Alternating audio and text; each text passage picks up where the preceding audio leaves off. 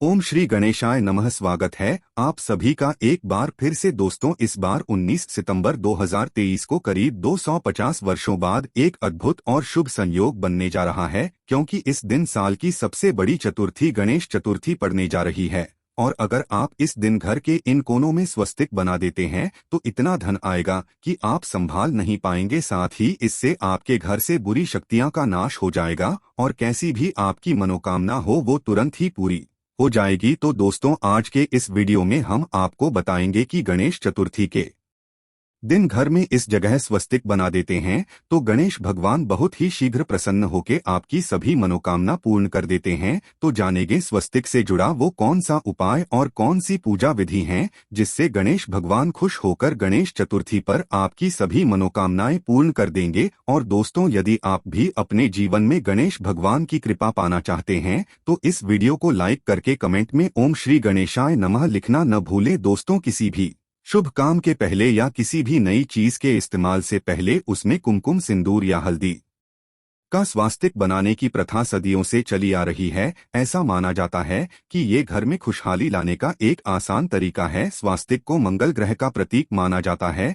इसी वजह से इससे घर में ऊर्जा आकर्षित होती है और जिस स्थान पर यह शुभ चिन्ह बनाया जाता है वह अपने आप ही ऊर्जा से भरपूर हो जाता है। हिंदू धर्म में इसे एक पवित्र प्रतीक माना जाता है जो सौभाग्य, समृद्धि और स्वस्तिक से जुड़ा होता है। इसे किसी भी शुभ कार्य से पहले बनाने के पीछे के कई ज्योतिष लाभ है और इसका महत्व भी है। यदि हम ज्योतिष की माने तो स्वस्तिक का चिन्ह शुरू भाग्य, समृद्धि और सकारात्मक ऊर्जा का प्रतीक होता है। ऐसा माना जाता है कि किसी भी शुभ कार्य को शुरू करने से पहले इस चिन्ह को बनाना सौभाग्य और अनुकूल परिणामों को आमंत्रित करता है। दोस्तों, घर का जो मुख्य द्वार होता है वह शास्त्रों में इतना ज्यादा महत्वपूर्ण और खास बताया गया है कि वहीं से केवल सकारात्मक और नकारात्मक ऊर्जा घर में प्रवेश कर सकती है। काफी लोग इस बारे में नहीं जानते हैं कि जितनी भी नकारात्मक ऊर्जाएं होती है या फिर सकारात्मक ऊर्जा एवं कुलदेवी, कुलदेवता हो, पितरी हो, जितनी भी चीजें होती है, जितनी भी अदृश्य शक्तियां होती है,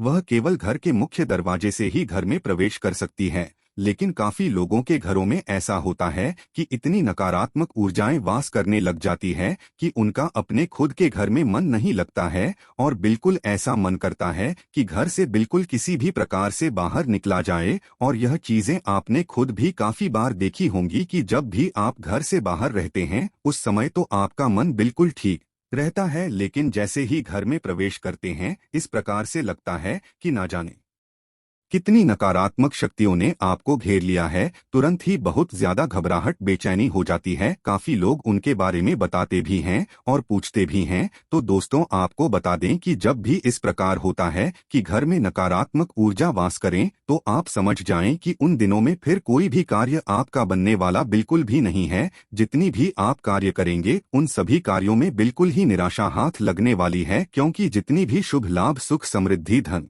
की चीजें होती है वह वहीं पर आकर्षित होती है जहां पर सुख वास करता है। यानी कि सकारात्मक ऊर्जा ये जहां पर वास करती है केवल वहीं पर सुख बरसता है, नहीं तो नकारात्मक ऊर्जा केवल दुख को ही आकर्षित करती है। दोस्तों, अब आपको ये भी बता दें कि काफी घरों में ऐसा होता है कि पितरों के कारण भी कष्ट होते हैं, क्योंकि अगर पितृ प्रसन्न नहीं होते हैं या फिर पितरी अगर संतुष्ट ना हो तो ऐसे घर में हमेशा ही लगातार संकट घेर के रखता है। कहीं ना कहीं से परेशानी उत्पन्न होती रहती है। जितनी भी मेहनत लोग करते हैं उन्हें उनकी मेहनत का लाभ मिल ही नहीं पाता है। इसीलिए कहा जाता है कि पितरों का साथ होना बेहद आवश्यक होता है। जिस भी व्यक्ति पर पितरों का हाथ होता है तो ऐसा व्यक्ति कभी भी निराशा को अपने जीवन में नहीं देखता है। चाहे उसके जीवन में कितना भी कष्ट हो, पितर उसके सभी संकट को ढाल की तरह अपने ऊपर ले लेते हैं। इतना ज्यादा महत्वपूर्ण पितरों को बताया गया है। अब आपको यह भी बता दें कि पितरों का जो स्थान होता है वो घर का मुख्य द्वार होता है। घर के मुख्य द्वार पर जो ऊपर वाला स्थान होता है वहीं पर पितर और कुलदेवी, कुलदेवता वास करते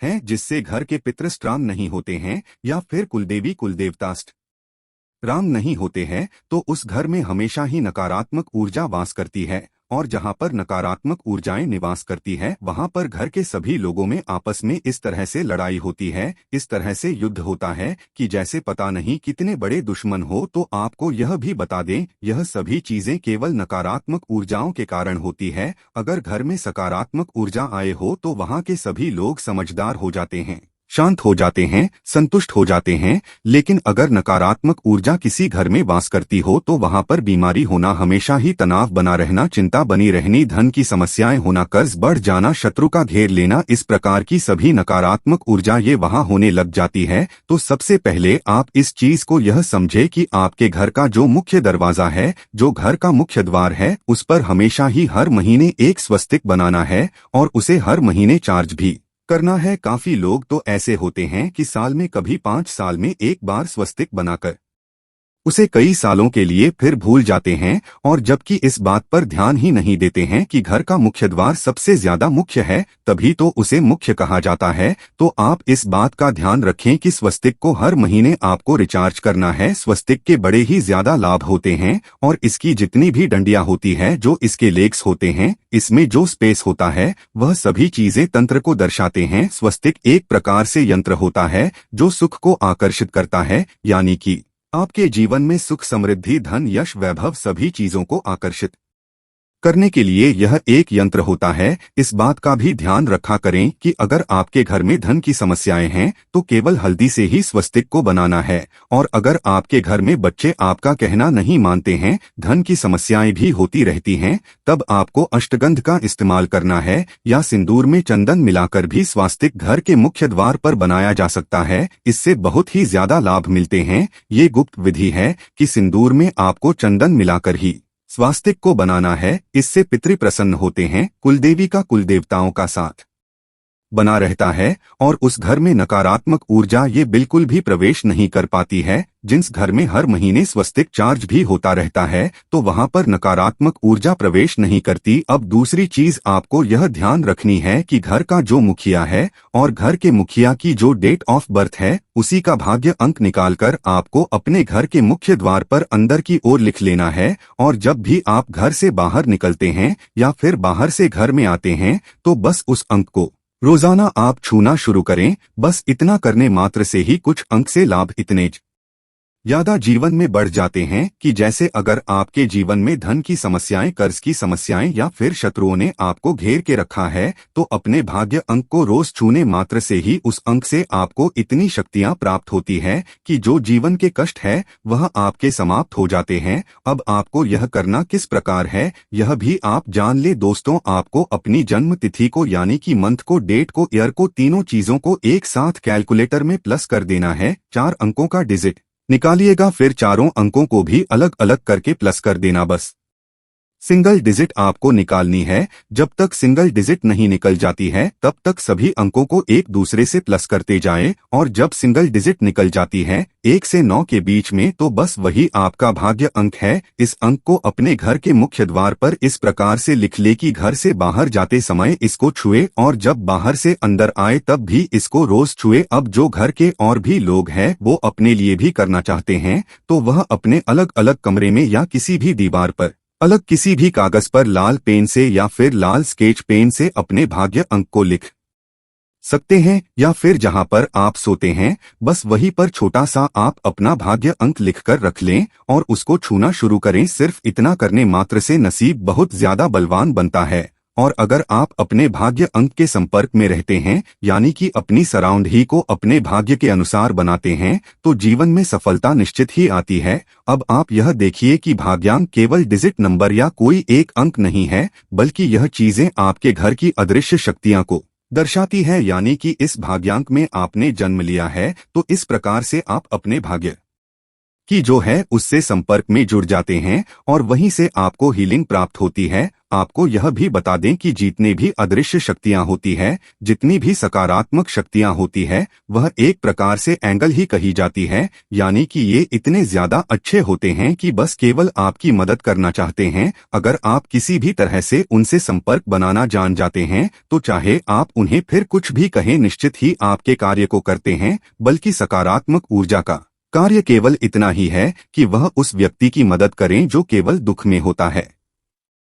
शांत हो जाते हैं, संतुष्ट हो जाते हैं। लेकिन अगर नकारात्मक ऊर्जा किसी घर में वास करती हो तो वहां पर बीमारी होना, हमेशा ही तनाव बना रहना, चिंता बनी रहनी, धन की समस्याएं होना, कर्ज बढ़ जाना, शत्रु का घेर लेना, इस प्रकार की सभी नकारात्मक ऊर्जा ये वहां होने लग जाती है। तो सबसे पहले आप इस चीज को यह समझे कि आपके घर का जो मुख्य दरवाजा है, जो घर का मुख्य द्वार है, उस पर हमेशा ही हर महीने एक स्वस्तिक बनाना है और उसे हर महीने चार्ज भी करना है। काफी लोग तो ऐसे होते हैं कि साल में, कभी 5 साल में एक बार स्वस्तिक बनाकर उसे कई सालों के लिए फिर भूल जाते हैं, और जबकि इस बात पर ध्यान ही नहीं देते हैं कि घर का मुख्य द्वार सबसे ज्यादा मुख्य है, तभी तो उसे मुख्य कहा जाता है। तो आप इस बात का ध्यान रखें कि स्वस्तिक को हर महीने आपको रिचार्ज करना है। स्वस्तिक के बड़े ही ज्यादा लाभ होते हैं, और इसकी जितनी भी डंडियां होती है, जो इसके लेग्स होते हैं, इसमें जो स्पेस होता है, वह सभी चीजें तंत्र को दर्शाते हैं। स्वस्तिक एक प्रकार से यंत्र होता है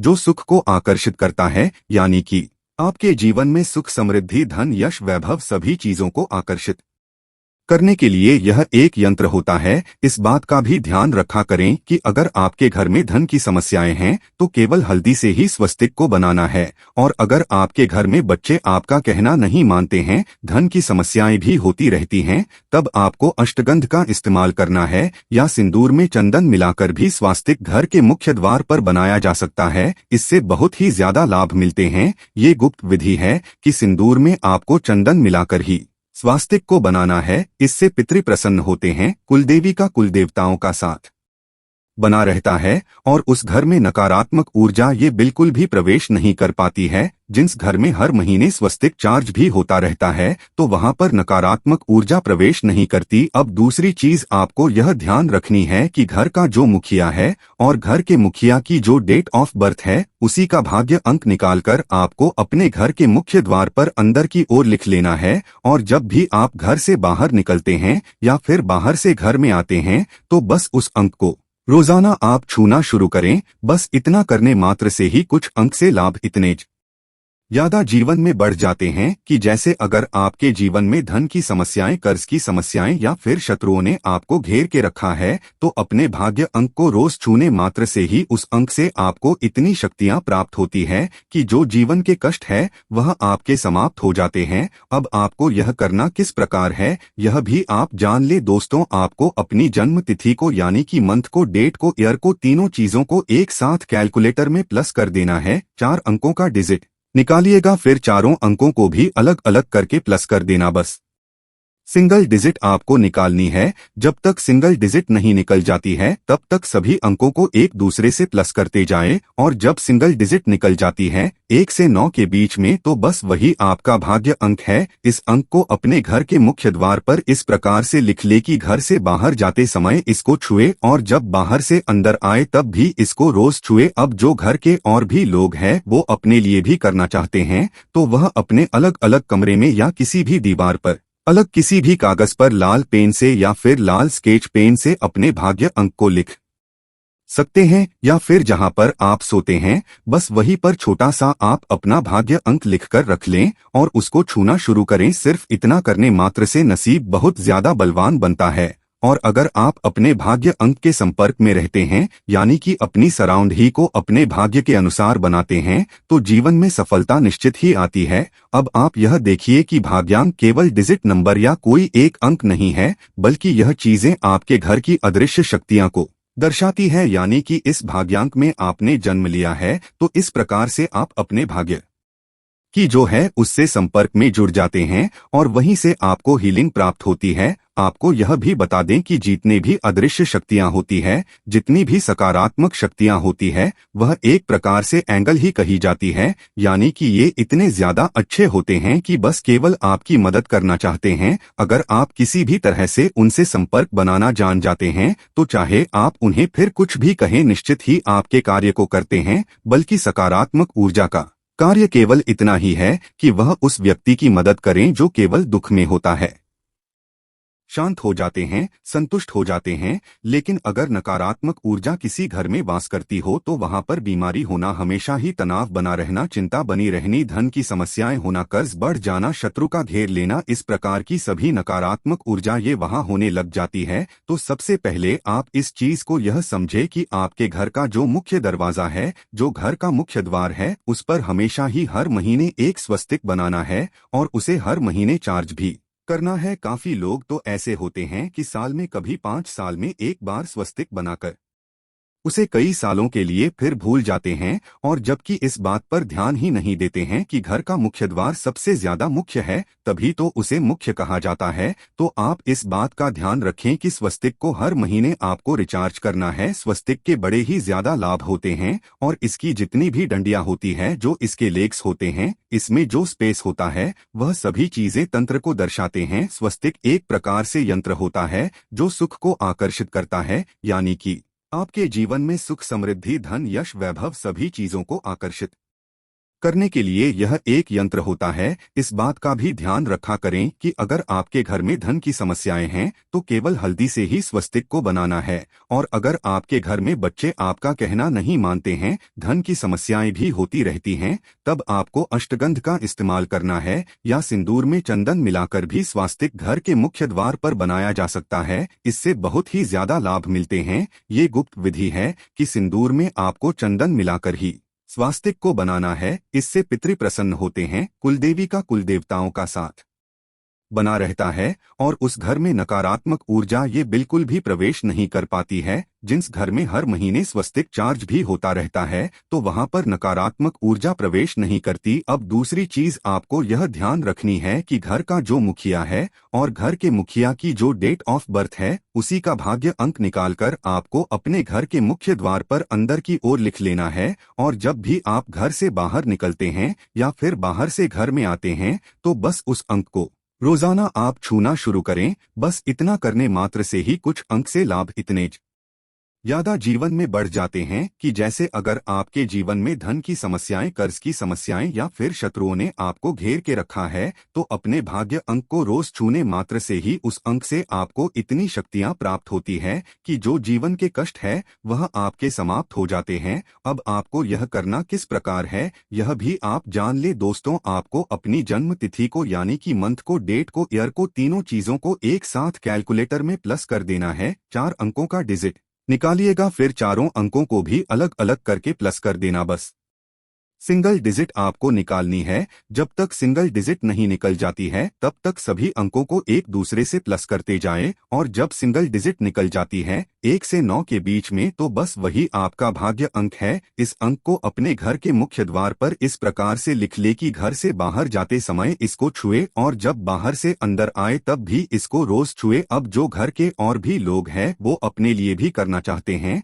तो वह अपने अलग अलग कमरे में या किसी भी दीवार पर अलग किसी भी कागज पर लाल पेन से या फिर लाल स्केच पेन से अपने भाग्य अंक को लिख सकते हैं, या फिर जहां पर आप सोते हैं बस वहीं पर छोटा सा आप अपना भाग्य अंक लिखकर रख लें और उसको छूना शुरू करें। सिर्फ इतना करने मात्र से नसीब बहुत ज्यादा बलवान बनता है। और अगर आप अपने भाग्य अंक के संपर्क में रहते हैं, यानी कि अपनी सराउंड ही को अपने भाग्य के अनुसार बनाते हैं, तो जीवन में सफलता निश्चित ही आती है। अब आप यह देखिए कि भाग्यांक केवल डिजिट नंबर या कोई एक अंक नहीं है, बल्कि यह चीजें आपके घर की अदृश्य शक्तियां को दर्शाती है। यानी कि इस भाग्यांक में आपने जन्म लिया है, तो इस प्रकार से आप अपने भाग्य की जो है उससे संपर्क में जुड़ जाते हैं, और वहीं से आपको हीलिंग प्राप्त होती है। आपको यह भी बता दें कि जितने भी अदृश्य शक्तियां होती है, जितनी भी सकारात्मक शक्तियां होती है, वह एक प्रकार से एंगल ही कही जाती है। यानी कि ये इतने ज्यादा अच्छे होते हैं कि बस केवल आपकी मदद करना चाहते हैं।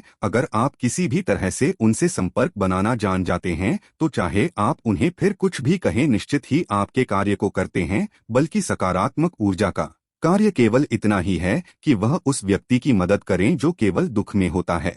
परेशानी में होता है या जो भी जिस भी व्यक्ति के जीवन में संकट हो, अगर वो उन अदृश्य शक्तियों से संपर्क बना लेता है तो उसे निश्चित ही सहायता सफलता प्राप्त होती है, यानी कि हर तरह से बस वह आपकी मदद करना चाहते हैं। इसी प्रकार से नकारात्मक ऊर्जा जो होती है वो केवल जीवन से सुख को खाना चाहती है, दुख देना चाहती है, कष्ट देना चाहती है। तो जो नकारात्मक ऊर्जा होती है उससे तो लोग संपर्क बना लेते हैं, गलत कर्म करके, गलत चीजों को करके, गलत गलत कार्य करके, लेकिन उन्हें इस बारे में जानकारी नहीं होती है कि सकारात्मक ऊर्जा से किस प्रकार संपर्क बनाया जाता है। तो आपको यह भी बता दें कि अगर आप दूसरों के लिए, चाहे कोई आपका शत्रु भी हो, उनके लिए भी अच्छा सोचते हैं, केवल अच्छा ही बोलते हैं, सबको केवल यही कहते हैं कि कल्याण हो, सबको आशीर्वाद देते हैं, तो बस यह आप समझ लें कि सकारात्मक ऊर्जा ने घेरा बनाकर आपको घेर लिया है और कोई भी कष्ट, कोई भी परेशानी आपके जीवन में बिल्कुल भी नहीं आ सकती है। और यह बात बिल्कुल तंत्र से सिद्ध। और अगर आप इस चीज को करके देखेंगे कि जब भी आपको कोई बुरा बोले, बस अपने मन से आपको किसी के लिए बुरा नहीं बोलना है, बुरा नहीं सोचना है, कुछ भी गलत या नकारात्मक आपको अपने मन में नहीं लेकर आना है। बस केवल इतना 4 दिन आप खुद करके देखें, 5वें दिन आप खुद समझ जाएंगे कि कितनी ज्यादा बड़ी बात इस वीडियो में आपको पता चल गई है। क्योंकि जैसे ही आप दूसरों का भला सोचने लगेंगे, कल्याण सोचने लगेंगे, किसी के बारे में बुरा नहीं बोलेंगे, किसी को गलत नहीं कहेंगे और ना ही किसी के बारे में गलत करने की सोचेंगे, तो बस उसी समय से सकारात्मक ऊर्जा सेवक की तरह आपके कार्य करती है। जो भी आप चाहते हैं वह आपको लाकर देती है और किसी न किसी रूप से आपको यह भी संकेत देती है कि हम आपके आसपास है। इस बारे में और भी ज्यादा विस्तार से जानेंगे कि किस प्रकार सकारात्मक ऊर्जा संकेत देती है, किस प्रकार उनसे बात की जा सकती है और किस प्रकार से वह स्वप्न में भी आती है। क्योंकि जैसा कि आप जानते हैं कि नकारात्मक ऊर्जा घबराहट देकर, परेशानी, कष्ट देकर दर्शाती है कि नकारात्मक ऊर्जा आपके आसपास घूम रही है, उसी प्रकार से सकारात्मक ऊर्जा भी संकेत देती है, बल्कि नकारात्मक ऊर्जा से ज्यादा स्ट्रांग संकेत देती है, जो बड़ी आसानी से समझ भी आ जाती है। दोस्तों, आइए अब आपको गणेश चतुर्थी की व्रत कथा सुनाते हैं, जिससे सच्चे दिल और साफ मन से सुनने मात्र से आपकी हर इच्छा पूरी हो जाएगी। पहली कथा पौराणिक एवं प्रचलित श्री गणेश कथा के अनुसार एक बार देवता कई विपदाओं में घिरे थे, तब वह मदद मांगने भगवान शिव के पास आए। उस समय शिव के साथ कार्तिकेय तथा गणेश जी भी बैठे थे। देवताओं की बात सुनकर शिवजी ने कार्तिकेय व गणेश जी से पूछा कि तुम में से कौन देवताओं के कष्टों का निवारण कर सकता है। तब कार्तिकेय व गणेश जी दोनों ने ही स्वयं को इस कार्य के लिए सक्षम बताया। इस पर भगवान शिव ने दोनों की परीक्षा लेते हुए कहा कि तुम दोनों में से जो सबसे पहले पृथ्वी की परिक्रमा करके आएगा वही देवताओं की मदद करने जाएगा। भगवान शिव के मुख से यह वचन सुनते ही कार्तिकेय अपने वाहन मोर पर बैठकर पृथ्वी की परिक्रमा के लिए निकल गए, परंतु गणेश जी सोच में पड़ गए कि वह चूहे के ऊपर चढ़कर सारी पृथ्वी की परिक्रमा करेंगे तो इस कार्य में उन्हें बहुत समय लग जाएगा। तभी उन्हें एक उपाय सूझा। गणेश अपने स्थान से उठे और अपने माता पिता की 7 बार परिक्रमा करके वापस बैठ गए। परिक्रमा करके लौटने पर कार्तिकेय स्वयं को विजेता बताने लगे। तब शिवजी ने श्री गणेश से पृथ्वी की परिक्रमा न करने का कारण पूछा। तब गणेश ने कहा, माता पिता के चरणों में ही समस्त लोग हैं। यह सुनकर भगवान शिव ने गणेश जी को देवताओं के संकट दूर करने की आज्ञा दी। इस प्रकार भगवान शिव ने गणेश जी को आशीर्वाद दिया कि चतुर्थी के दिन जो तुम्हारा पूजन करेगा और रात्रि में चंद्रमा को अर्घ्य देगा, उसके तीनों ताप यानी दैहिक ताप, दैविक ताप तथा भौतिक ताप दूर होंगे। इस व्रत को करने से व्रतधारी के सभी तरह के दुख दूर होंगे और उसे जीवन के भौतिक सुखों की प्राप्ति होगी। चारों तरफ से मनुष्य की सुख समृद्धि बढ़ेगी, पुत्र पौत्रादि धन ऐश्वर्य की कमी नहीं रहेगी। गणेश चतुर्थी व्रत की दूसरी कथा एक समय की बात है। राजा हरिश्चंद्र के राज्य में एक कुम्हार था। वह मिट्टी के बर्तन बनाता, लेकिन वे कच्चे रह जाते थे। एक पुजारी की सलाह पर उसने इस समस्या को दूर करने के लिए एक छोटे बालक को मिट्टी के बर्तनों के साथ आवा में डाल दिया। उस दिन संकष्टी चतुर्थी का दिन था। उस बच्चे की माँ अपने बेटे के लिए परेशान थी। उसने गणेश जी से बेटे की कुशलता की प्रार्थना की। दूसरे दिन जब कुम्हार ने सुबह उठकर देखा तो आवा में उसके बर्तन तो पक गए थे, लेकिन बच्चे का बाल बांका भी नहीं हुआ था। वह डर गया और राजा के दरबार में जाकर सारी घटना बताई। इसके बाद राजा ने उस बच्चे और उसकी मां को बुलाया तो मां ने सभी तरह के विघ्न को दूर करने वाली संकष्टी चतुर्थी का वर्णन किया। इस घटना के बाद से महिलाएं संतान और परिवार के सौभाग्य के लिए संकट चौथ का व्रत करने लगी। तो दोस्तों, उम्मीद करते हैं आज की वीडियो से आपको लाभ अवश्य होगा। आज के लिए बस इतना ही। तो दोस्तों, आपको ये जानकारी कैसी लगी हमें कमेंट में अवश्य बताएं। वीडियो को लाइक करें और सब्सक्राइब करें, अपने दोस्तों के साथ भी शेयर करें और कमेंट में जय गजानन महाराज लिखना ना भूलें। धन्यवाद।